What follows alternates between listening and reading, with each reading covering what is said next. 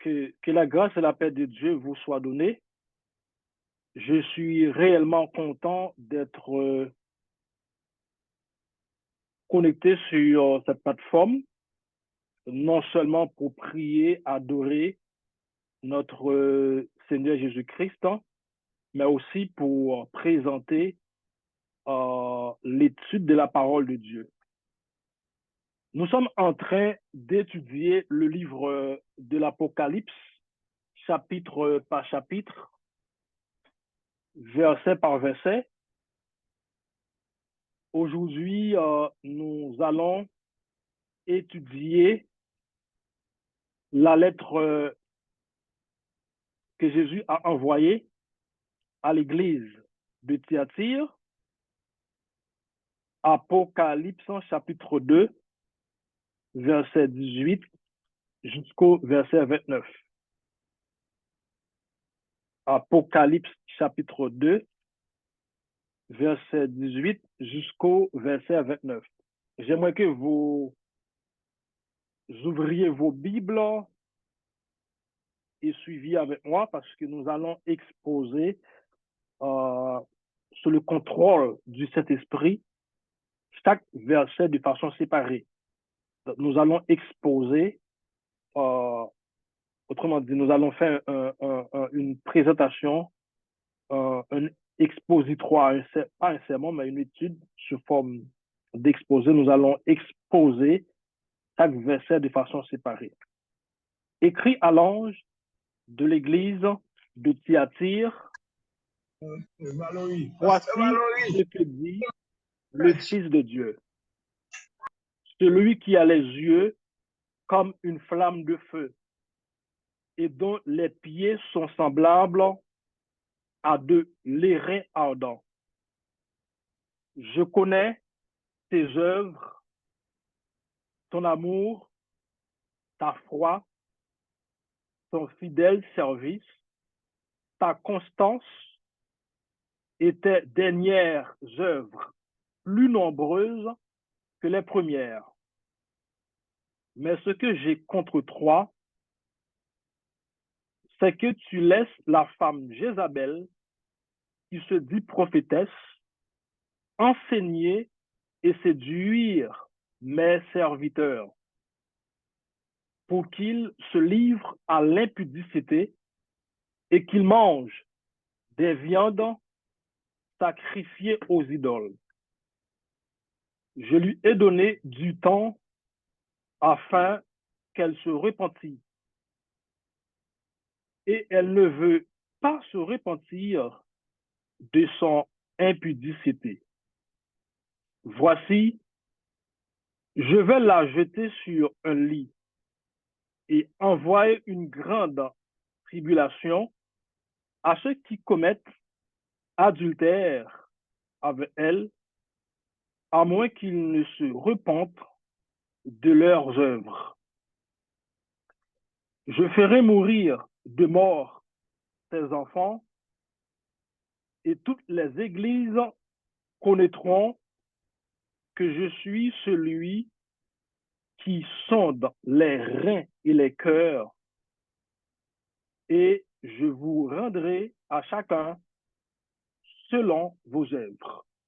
À vous, à tous les autres de Thyatire qui ne reçoivent pas cette doctrine et qui n'ont pas connu les profondeurs de Satan, comme il les appelle. Je vous dis, je ne mets pas sur vous d'autres fardeaux, seulement ce que vous avez, retenez-le jusqu'à ce que je vienne. À celui qui vaincra et qui gardera jusqu'à la fin mes œuvres, je donnerai autorité sur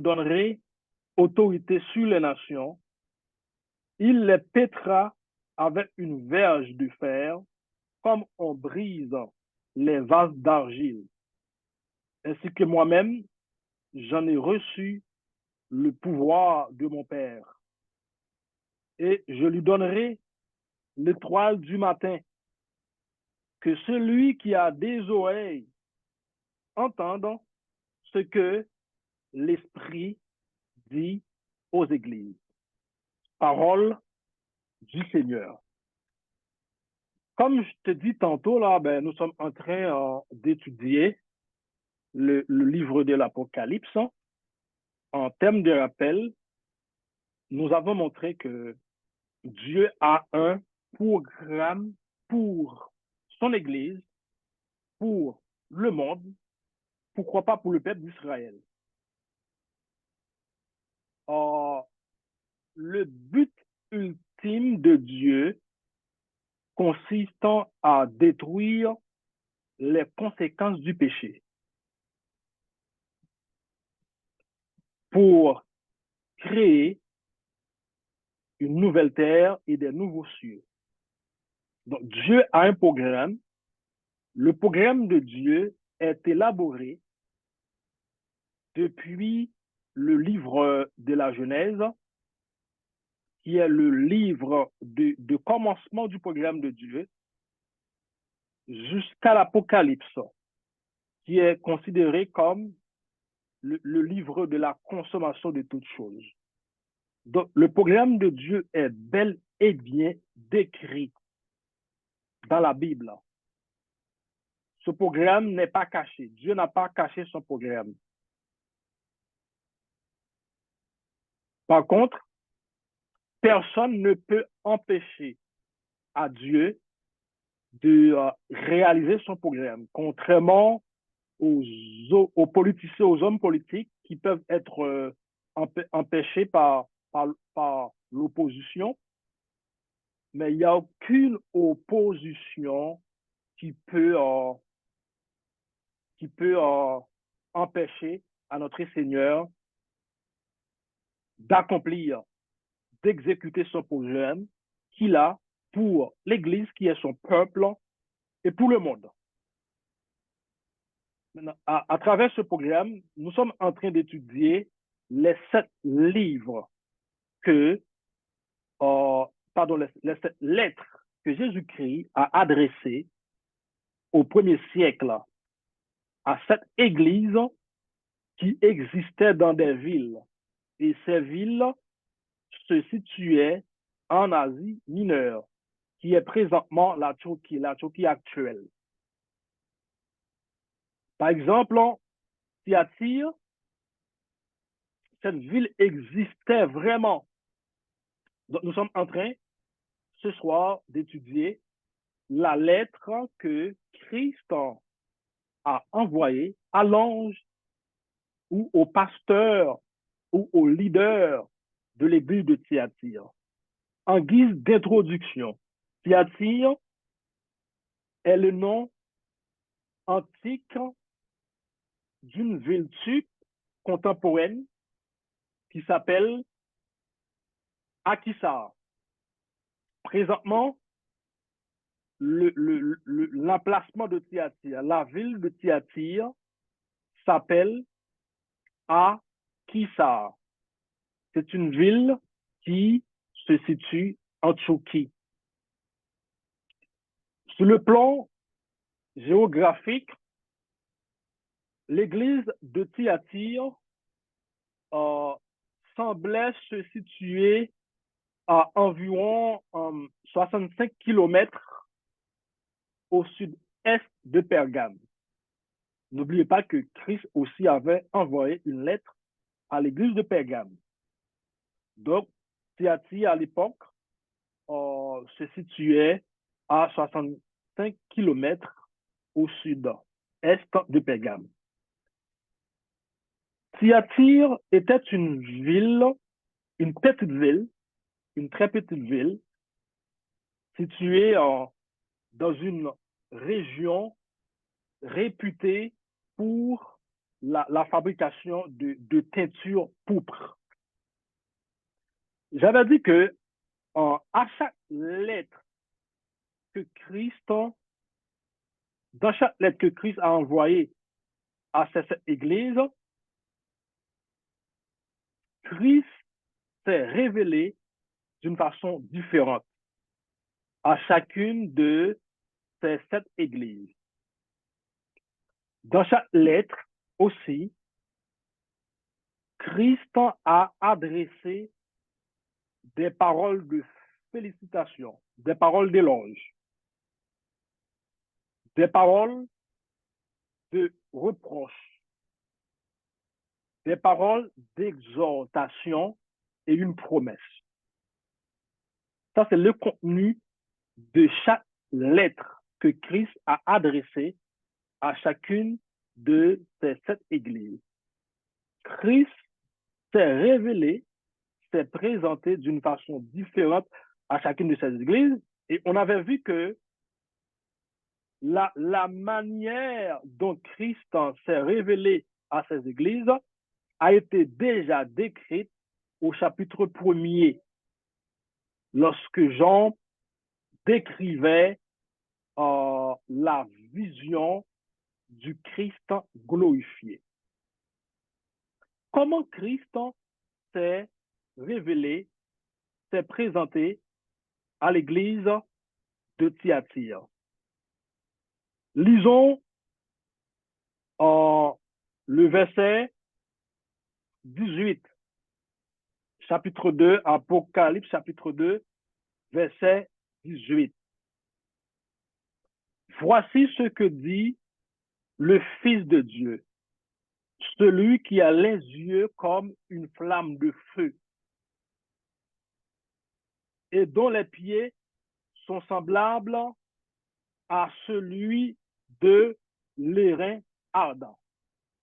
Donc, Christ s'est présenté à l'église de Thyatire comme Fils de Dieu. Ça, c'est la première observation que j'ai faite. Christ s'est révélé à l'église de Thyatire comme Fils de Dieu. Autrement dit, comme égal à Dieu. Donc, Christ a réaffirmé sa divinité à l'église de Thyatire. On est toujours au verset 18. B. Christ s'est aussi révélé à l'église de Thyatire comme celui qui a les yeux comme une flamme de feu et dont les pieds sont semblables à de l'airain ardent. D'une part, Christ s'est révélé à l'église de Thyatire comme le Fils de Dieu, comme quelqu'un qui est égal à Dieu, donc comme Dieu. D'autre part, Christ s'est aussi révélé à cette même église, l'église de Thyatire, comme celui qui a les yeux comme une flamme de feu et dont les pieds sont semblables à de l'airain ardent.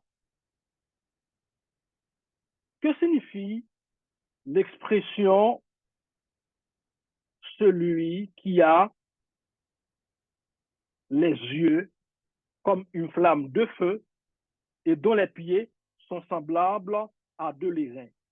D'abord, si vous lisez Apocalypse 14, Apocalypse 1er, verset 14, Jean, dans sa vision de Christ glorifié, a vu les yeux de Jésus-Christ.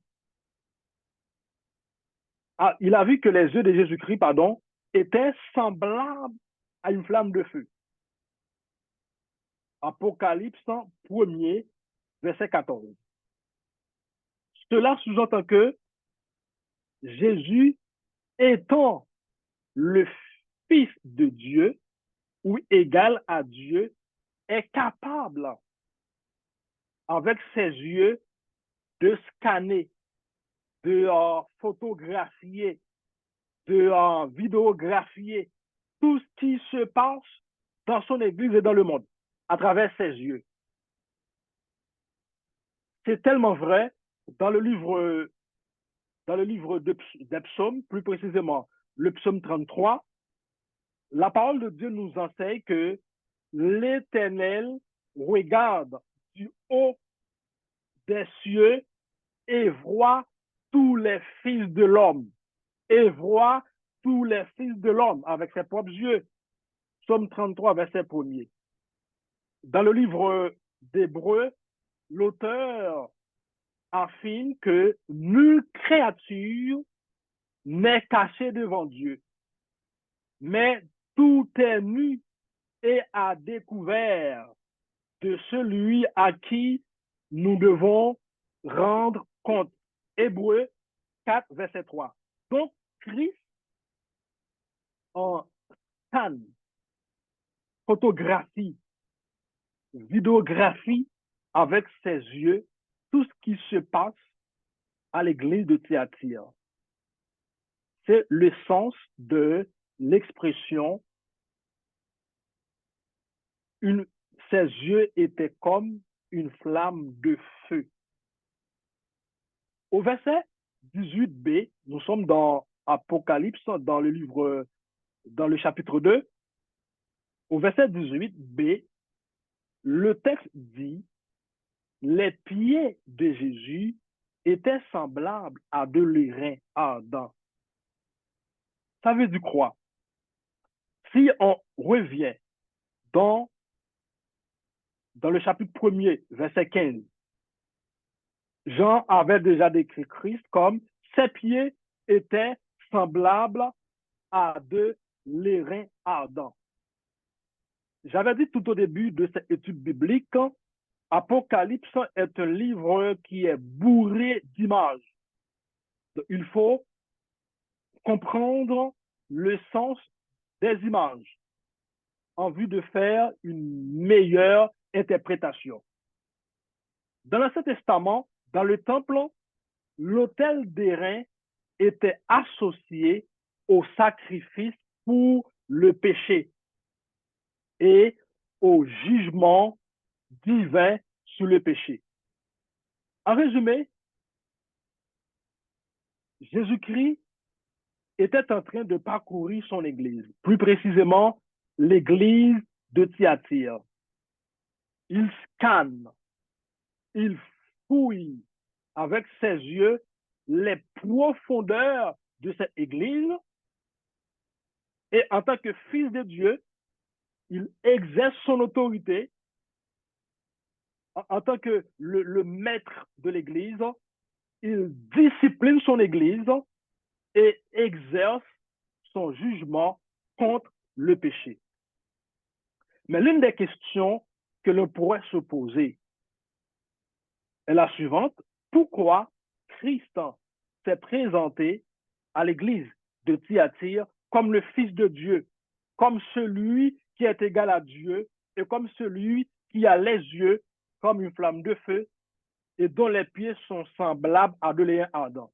C'est-à-dire que Christ s'est présenté d'une façon différente à d'autres églises, telles qu'à l'église d'Éphèse, à l'église de Pérgame et à l'église de Smyrne qu'on avait vu la semaine passée. Vu de l'état dégradant de l'église de Thyatire, vu de la profondeur satanique que connaissaient la plupart des membres de cette église, Jésus réaffirme qu'il est Dieu et qu'il est capable de scanner avec ses yeux tout ce qui se passe dans cette église, tout ce qui se passe dans la ville de Thyatire. Il est Dieu et il va exercer son autorité divine pour juger les mauvaises œuvres des membres de cette église. Voilà pourquoi que Christ s'est présenté comme le Fils de Dieu. Il ne s'est pas présenté comme le Fils de l'homme. Il s'est révélé à cette église comme le Fils de Dieu, comme celui qui est capable de scanner tout ce qui se passe dans le monde. Rien n'est caché aux yeux de Jésus-Christ en tant que Dieu. Maintenant, c'est quoi les paroles d'éloge que Christ avait adressées à cette église? N'oubliez pas, il y a toujours des paroles d'éloge. Il y a dans chaque lettre, on va trouver des paroles d'éloge. ainsi que des paroles de reproche. Au verset 19, nous avons identifié les paroles de félicitations, l'éloge que Christ adressa à l'église de Thyatire. Je connais tes œuvres, ton amour, ta foi, ton fidèle service, ta constance et tes dernières œuvres, plus nombreuses que les premières. J'aime la version en Martin Bible qui dit, qui, qui traduit les mots fidèle service par ministère. Tandis que le mot constance dans ce texte se traduit dans cette version par patience. En d'autres termes, je connais tes œuvres, ta charité ou l'amour ou ton amour, ton ministère, ta foi, ta patience et que tes dernières œuvres surpassent les premières. C'est version en Martin Bible. Donc, au verset 19, on a constaté que les membres de l'église de Thyatire exerçaient sans relâche le ministère du Seigneur. Ils étaient fidèles dans le service de Dieu. Et ils faisaient le service de Dieu de tout cœur, de toute force, avec amour et sans être découragés. Donc, ils ont été félicités par Jésus-Christ pour leur activité, pour leur amour, pour leur foi, pour leur fidélité dans l'exercice du ministère de Dieu. C'était vraiment extraordinaire. Le mot grec, mes frères et sœurs, qui traduit service dans ce texte, c'est diakonion. Le mot diakonion provient du mot grec diakoneo, qui signifie servir ou assister. Donc, ce mot grec, dans ce texte, implique un service humble et désintéressé, à l'exemple de Christ. Donc, l'Église de Thyatire a été félicitée par Christ pour son service désintéressé, pour son humble service auprès des membres, auprès des frères et sœurs. Le mot, ce même mot grec, le mot grec diakoneo, qui veut dire service, il peut également désigner un ministère ou bien une fonction spécifique au sein de l'Église.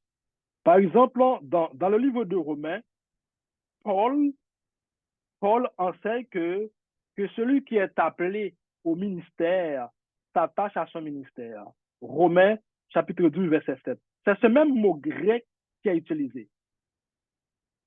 Diakoneo, qui veut dire ministère, service.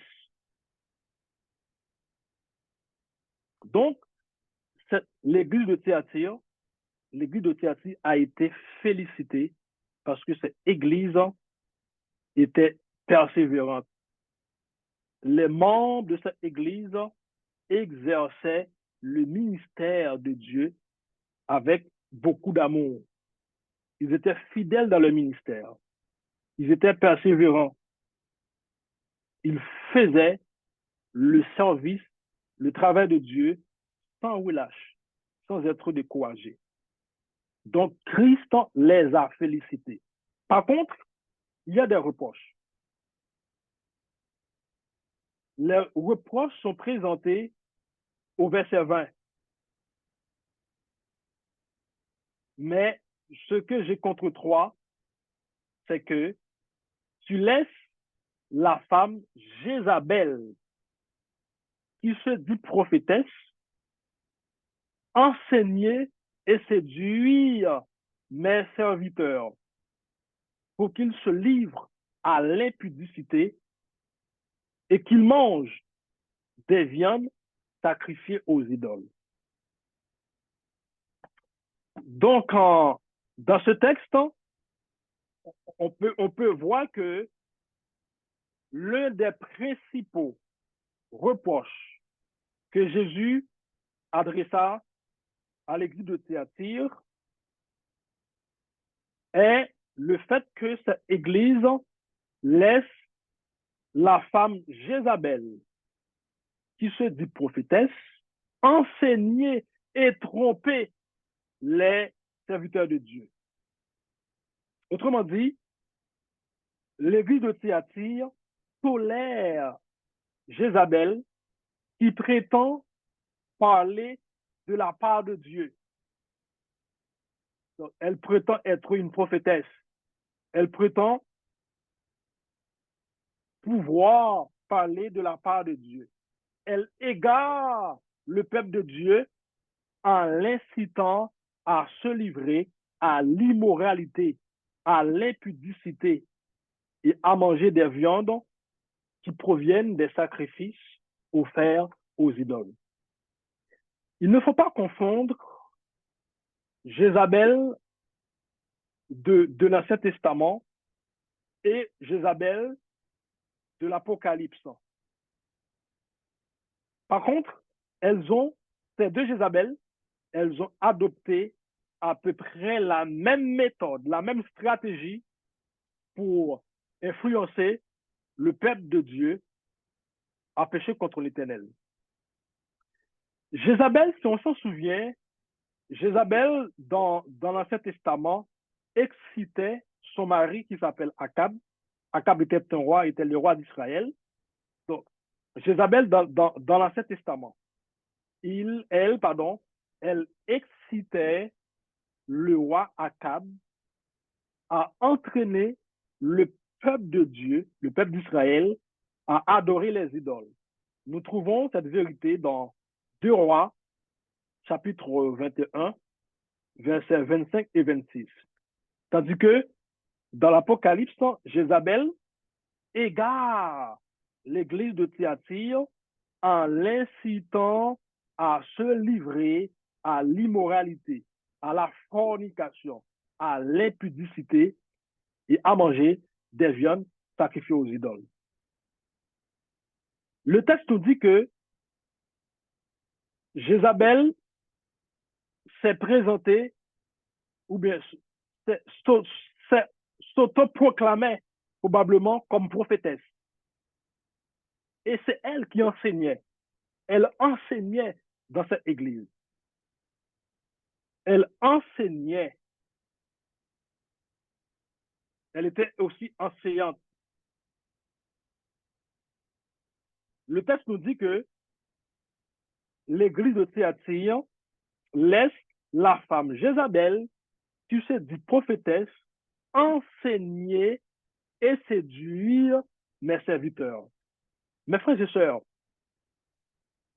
le mot grec qui traduit ici prophétesse, c'est prophétine au féminin.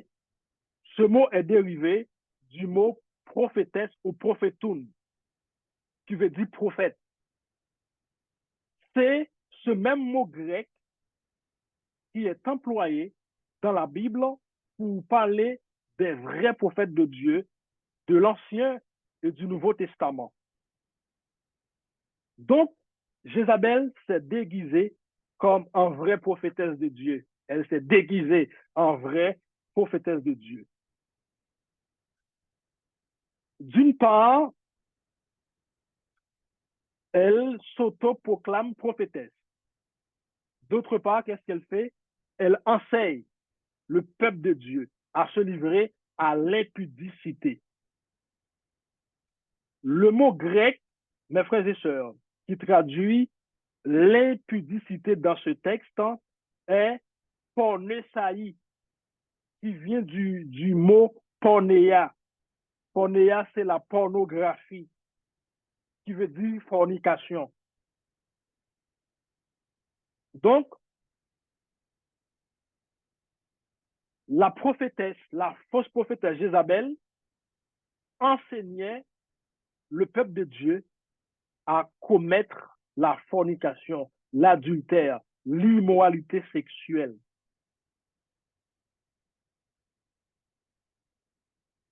Et c'est intéressant, le mot grec, mes frères et sœurs, qui est employé dans ce texte pour traduire enseigner, c'est didakei, qui vient ou bien qui est dérivé du verbe didasko.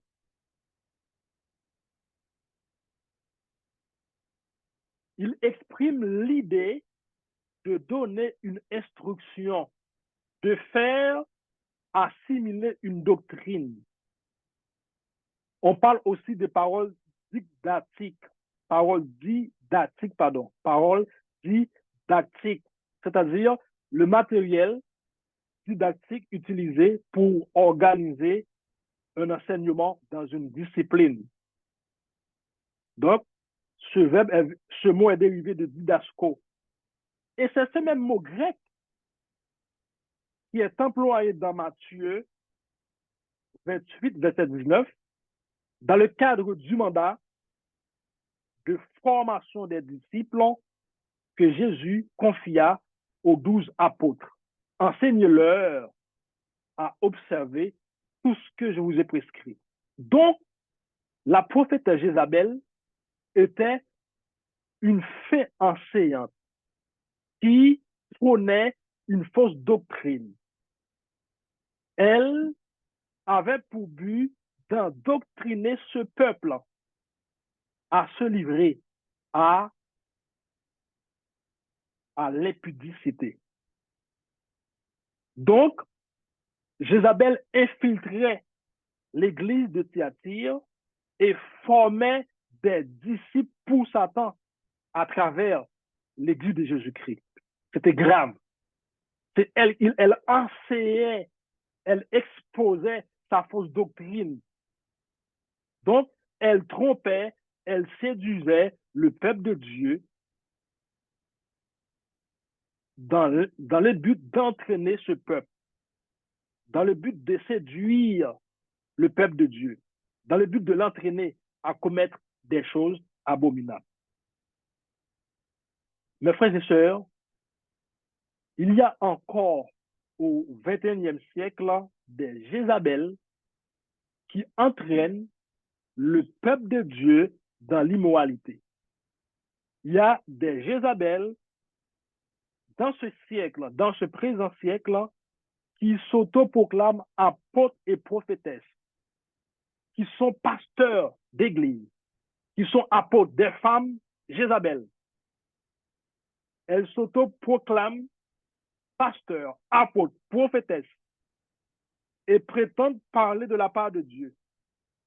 Nous devons nous méfier de ces fausses prophétesses, de ces faux et fausses apôtres, de ces faux pasteurs et de ces fausses pasteurs, puisqu'il y a maintenant des pasteurs, pasteureux. Donc, il faut faire attention, mes frères et sœurs, dans ce dernier temps, parce qu'il y a encore des Jézabel qui dirigent l'église de Dieu. Des femmes qui ne connaissent pas Dieu, des femmes mystiques, mais qui s'autoproclament prophétesses, apôtres. Il faut méfier ces gens-là. Maintenant, c'est quoi les exhortations que Christ avait faites à l'église de Thyatire? Nous trouvons les exhortations à partir du verset 21 jusqu'au verset 25. D'abord, Christ fait des exhortations et des menaces à Jézabel. Ensuite, Christ adresse des exhortations à l'église de Thyatire. Pour gérer le temps, on ne va pas tout lire, mais quand même, on va lire quelques portions d'écriture. Au verset 21, Christ a dit, je lui ai donné du temps Christ a donné du temps à Jézabel afin qu'elle se repentisse. Et elle ne veut pas se repentir de sa fornication, de son immoralité sexuelle. Christ a promis qu'il va la jeter sur un lit et envoyer une grande tribulation à ceux qui commettent adultère avec elle. Donc, étant donné que Jézabel commet des actes impudiques, immoraux sur un lit, Dieu allait également la juger en la jetant sur un lit. Je répète, étant donné que Jézabel commet des actes impudiques sur un lit luxueux, Dieu allait également la punir, la juger en la jetant sur un lit.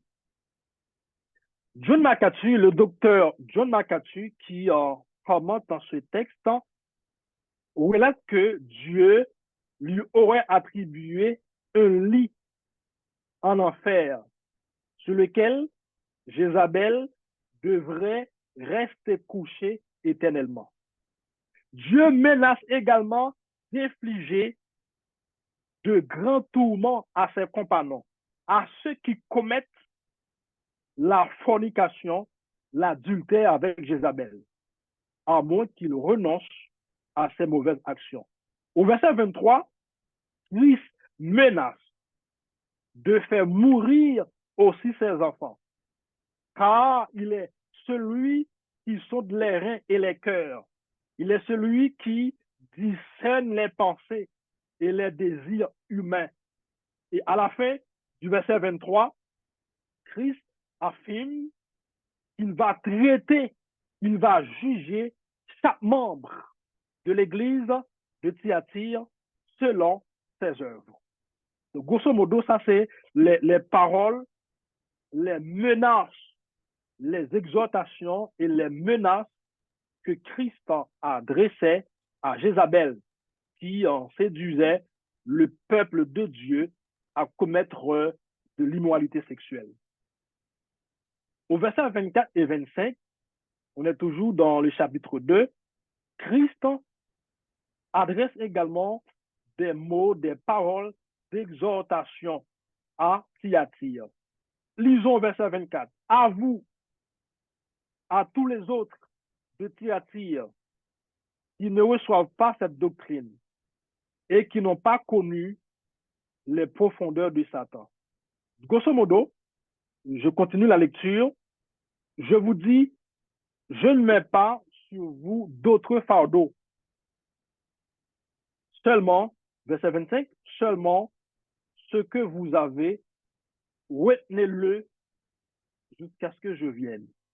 Donc, grosso modo, au verset 24 et 25, Christ exhorte aux membres de l'église de Thyatire qui ne s'attachaient pas à la fausse doctrine prônée par Jézabel et qui n'ont pas connu non plus les profondeurs de Satan, de tenir ferme, de garder la foi jusqu'à ce qu'ils viennent.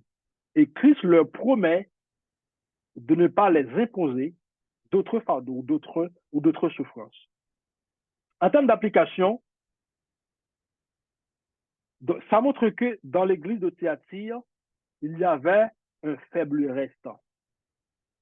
Il est vrai que la plupart des membres de cette église se livraient à l'immoralité, commettaient la fornication ou l'adultère avec la femme Jézabel, mais il y avait eu un faible restant, fidèle. Donc, en termes d'application, dans l'église de Jésus-Christ, jusqu'à ce présent siècle, il y a toujours un faible restant qui sert le Seigneur fidèlement en dépit de toute difficulté. Il y a toujours un faible restant qui ne va pas fléchir son genou devant Baal. Autre application, ce texte semble montrer que les gens et les faux leaders religieux utilise le contact de corps à corps, la débauche sexuelle, afin qu'ils connaissent les profondeurs de Satan.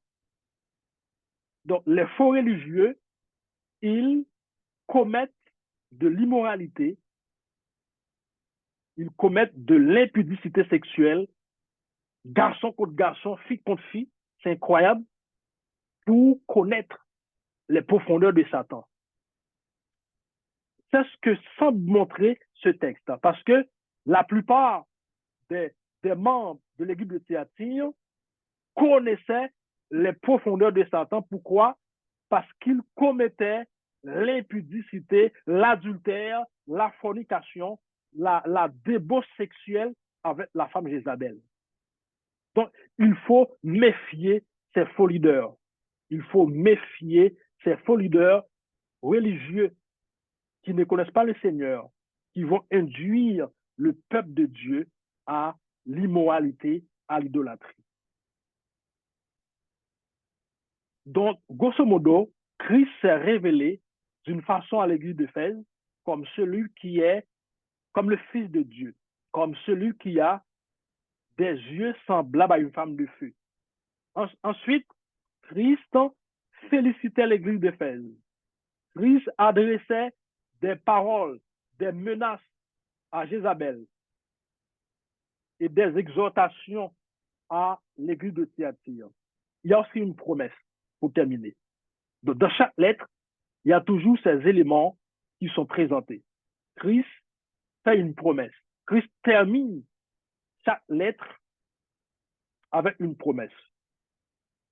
Quelle était la promesse que Christ avait faite à l'église de Thyatire? Nous trouvons cette promesse est décrite au verset 26 jusqu'au verset 29.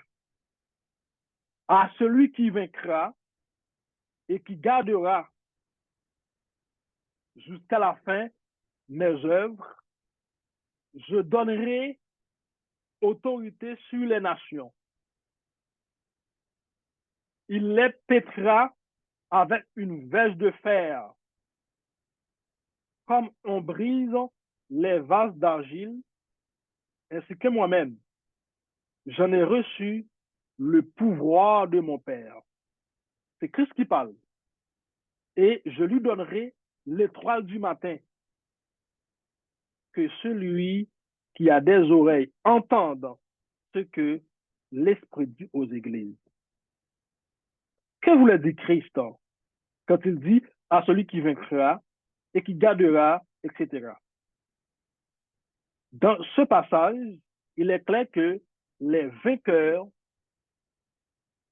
auront l'autorité sur les nations, tout comme Christ,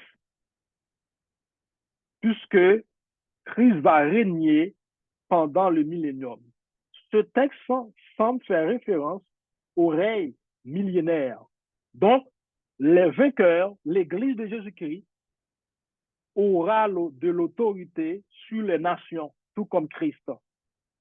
Nous allons régner avec Christ pendant le millénium. Si l'on suppose que ce règne serait littéral, bien sûr.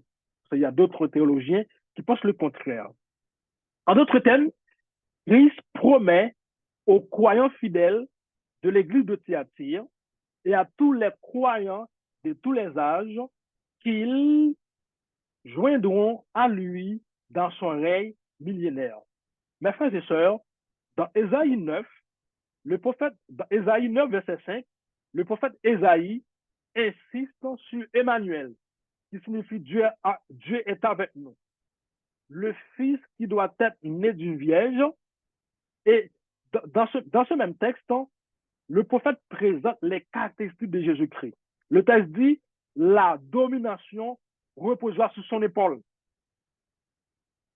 La domination reposera sur l'épaule de Jésus. Cela sous-entend que Christ régnera sur toutes les nations du monde. Cette vérité est décrite dans le texte qu'on vient de lire, Apocalypse 2, verset 27, mais aussi dans le chapitre 19, Apocalypse 19, verset 15. Je lis pour vous. De sa bouche sortait une épée aiguë pour frapper les nations. Jésus les pétra avec une verge de fer et il foulera la cuve du vin de la date colère du Tout-Puissant. Donc cela sous-entend que Christ ne va tolérer aucune atteinte à son autorité lors du millénium. Donc, du fait que Christ affirme que celui qui sera vainqueur pétera les nations avec une verge de fer, cela sous-entend que les vainqueurs, l'Église, va régner avec Christ sur les nations. Et Christ a dit, il a reçu ce pouvoir de son Père. Donc, cela sous-entend que l'Église, pendant le millénium, dirigera, je le répète, l'Église, pendant le millénium, dirigera ou pétrera avec Christ les nations. Mes frères et sœurs, il est écrit dans le livre de Corinthiens, et Corinthiens 6, verset 2, nous jugerons le monde avec Christ. Je lis pour vous le texte. Ne savez-vous pas que les saints jugeront le monde? Et si c'est par vous que le monde est jugé, êtes-vous indigne de rendre les bons jugements? Donc, ce texte montre clairement qu'on va juger le monde avec Christ. Au verset 27, Christ a dit qu'il a reçu ce pouvoir de son Père. Le royaume sera remis à Christ pour régner pendant le millénium. Il a reçu ce pouvoir de son Père. Dans l'évangile selon Jean, Jean 5, verset 22, Christ affirme que le Père a remis tout jugement au Fils. Donc, c'est des versets qui montrent très clairement que Christ aura régné pendant le millénium. Donc, Christ promet que ceux qui gardent leur foi, les vainqueurs, vont régner avec Christ. C'est cette promesse qu'il a faite à l'église de Thyatire. Au verset 28, Christ promet qu'il donnera aux vainqueurs l'étoile du matin. Christ promet qu'il donnera aux vainqueurs l'étoile du matin. Que voudrait insinuer Christ quand il promet qu'il donnera aux vainqueurs l'étoile du matin? Que représente l'étoile du matin? Dans Apocalypse 22, verset 16, Christ affirme qu'il est l'étoile brillante du matin. Moi, Jésus, j'ai envoyé mon ange pour vous attester ces choses dans les églises. Je suis le rejeton et la postérité de David, l'étoile brillante du matin. Dans la deuxième épître de Pierre, 2 Pierre 1er, verset 19, la parole de Dieu enseigne que Christ est l'étoile du matin qui se lève dans nos cœurs. Dans l'évangile, selon Matthieu, on s'en souvient de l'histoire des mages. Les mages avaient vu une étoile à la naissance de Jésus-Christ. Autrement dit, les mages avaient vu l'étoile de Jésus. Si vous lisez Matthieu, je crois que c'est Matthieu chapitre 4, le texte nous dit que Jésus étant né à Bethléem, en Judée, au temps du roi Hérode, voici les mages d'Orient arrivaient à Jérusalem et dirent, où est le roi des Juifs qui vient de naître? Car nous avons vu son étoile et nous sommes venus pour l'adorer. Donc, lorsque Christ promet l'étoile au vainqueur, que voulait dire Christ? J'ai pris ces passages, c'est pour vous expliquer ce que Christ voulait dire. Christ voulait dire possiblement que nous le connaîtrons dans toute sa gloire et dans toute sa plénitude. Et nous le verrons tel qu'il est. À l'instar des mages, qui avait vu son étoile et qui avait vu Jésus tel qu'il est. Pierre a dit, Jésus est l'étoile qui est dans nos cœurs. C'est fort ce texte. Jésus est l'étoile qui se lève dans nos cœurs. Donc, Jésus se lève déjà dans nos cœurs. Mais un jour, on verra Christ dans sa gloire, dans sa plénitude. Au verset 29, Jean termine cette lettre avec ces phrases. Que celui qui a des oreilles entende ce qu'il dit aux églises. Que celui qui a des oreilles entende ce qu'il dit aux églises, ce que l'Esprit dit aux églises. Grosso modo, mes frères et sœurs, nous venons de voir le contenu de la lettre, de la lettre que Jésus avait adressée à l'église de Thyatire. Nous avons vu que Christ s'est révélé comme le Fils de Dieu, comme celui qui a les yeux comme une flamme de feu, semblable à de liens Adam. Ensuite, Christ a adressé des paroles de félicitations à cette église. Cette église était persévérante. Cette église exerçait le ministère de Dieu avec amour. Christ aussi faisait des reproches parce que cette église laissait la femme Jézabel enseigner et séduire ses serviteurs. Et Christ adressait des menaces, des paroles d'exhortation à Jézabel ainsi que aux membres de l'église de Thyatire. Et finalement, cette lettre est terminée, est conclue avec une promesse. Une promesse que les vainqueurs vont régner avec Christ. Mes frères et sœurs, gardons la foi. Nous sommes des vainqueurs et nous régnerons avec Christ. Je termine cette lettre avec la même parole de Jésus.